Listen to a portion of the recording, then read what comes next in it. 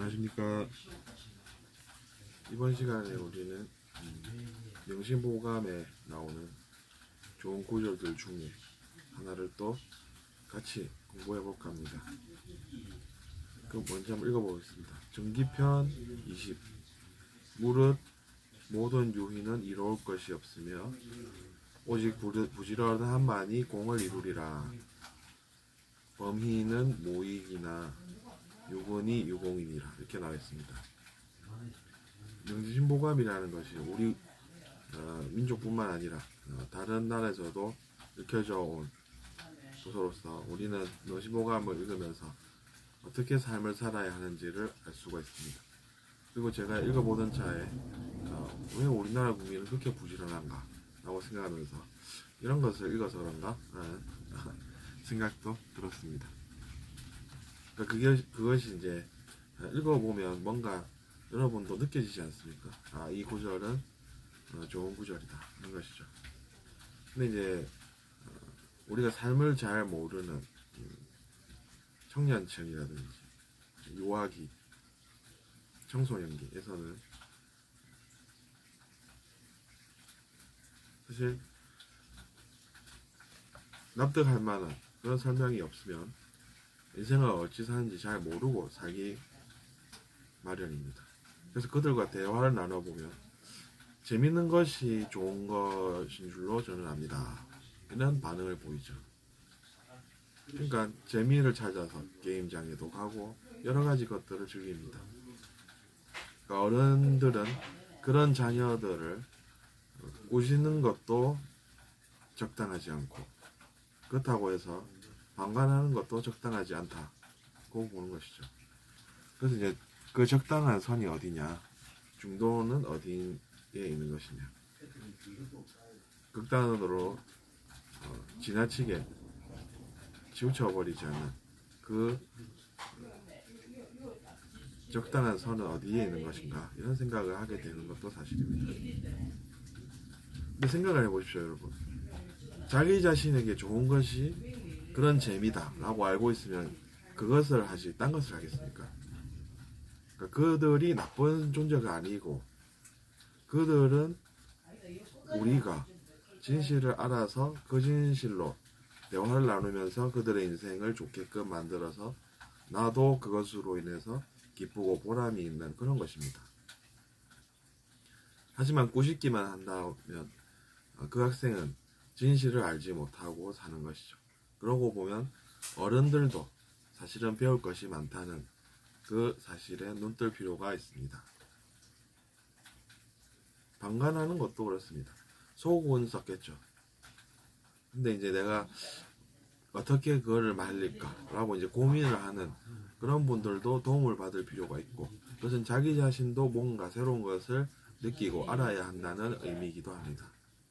그러니까 알고 보면 우리가 이해를 할 수 있는 것인데 이해를 못하고 서로 악한 것을 주고받는다, 나쁜 것을 주고받는다, 이렇게 볼 수가 있는 것입니다. 근데 여기서 말하는 모든 유인은 이룰 것이 없다라고 하는 것은 부지런함만이 공을 이룬다라는 뜻과 어떤 관계가 있겠습니까, 여러분?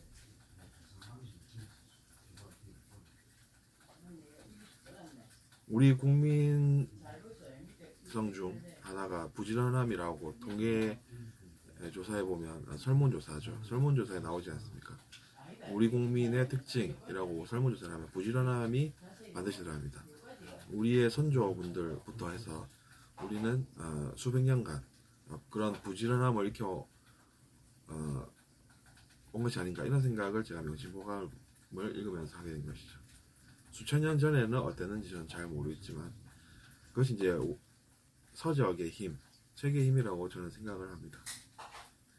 그래서 보면 새벽같이 일어나서 일하러 나가신다는 그런 이야기도 많이 듣습니다. 그러니까 부지런하다라고 하는 것은 사실인 것이죠.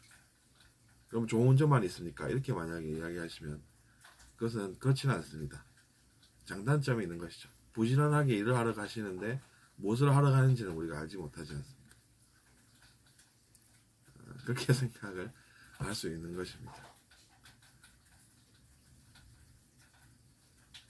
그리고 이제 그때는 자기 자신의 마음을 돌아봐야겠죠. 아, 내가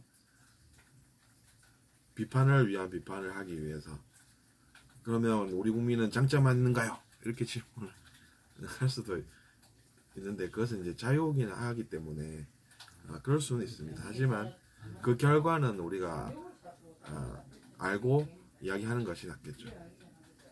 모른 채로 그렇게 하는 것보다는 아는 것이 낫다는 것입니다. 그러면 어떻게 되냐면, 아, 내 마음이 지금 비판을 위한 비판을 할 수밖에 없는 그런 상태구나. 그러면 내가 그런 비판을 하지 않아도 되는, 즉 비판을 위한 그 비판을 하지 않아도 되는 그 길을 내가 알면 좋겠구나 라고 생각할 수가 있다는 것입니다. 그냥 비판을 하기 위해서 일부러 비판을 그렇게 하는 것은 그럴 수밖에 없다라고 생각하면 이해가 되고, 그러면 아, 내가 그런 비판을 하지 않아도 되는 그런 상태가 좋은 것이니까 내가 그것을 어떻게 하면 할 수 있는지를 알아봐야 되겠다 라고 생각하면 그 자신도 도움을 받을 수가 있는 것입니다.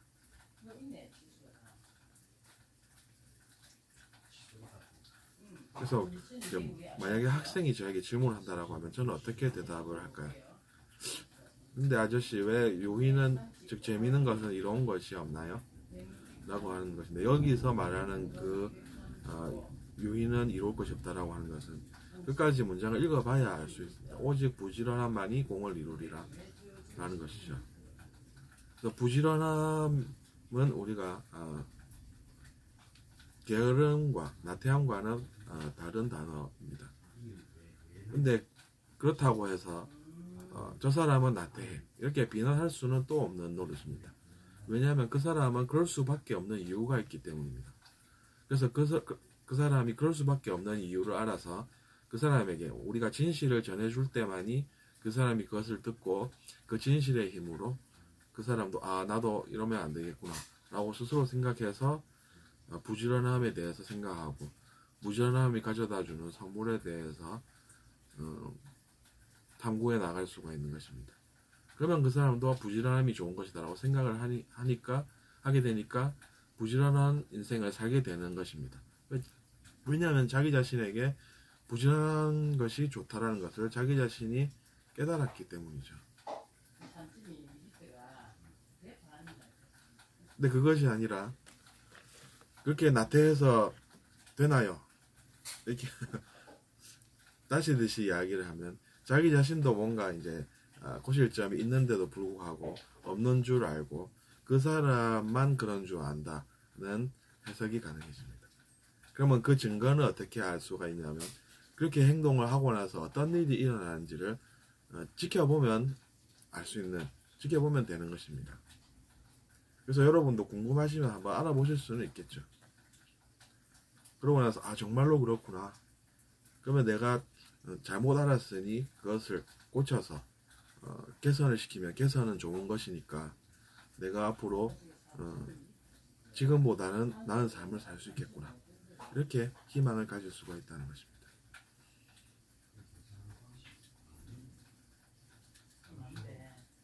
그래서 여기서 말하는 부지런함이라는 것은 여러분도 아시겠지만 가만히 있으면 무슨 일이 생기겠습니까?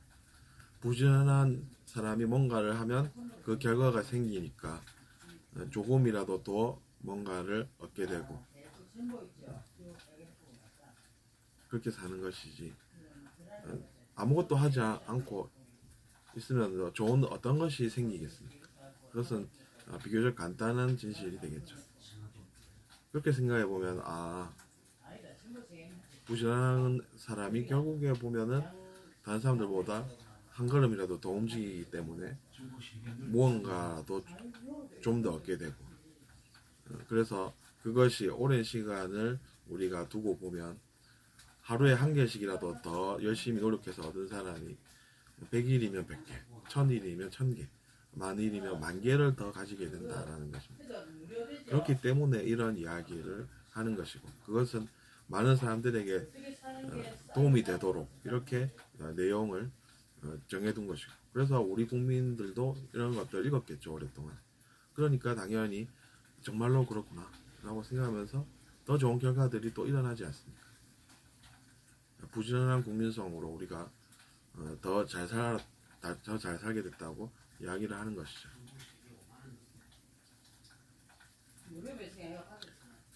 그래서 여러분도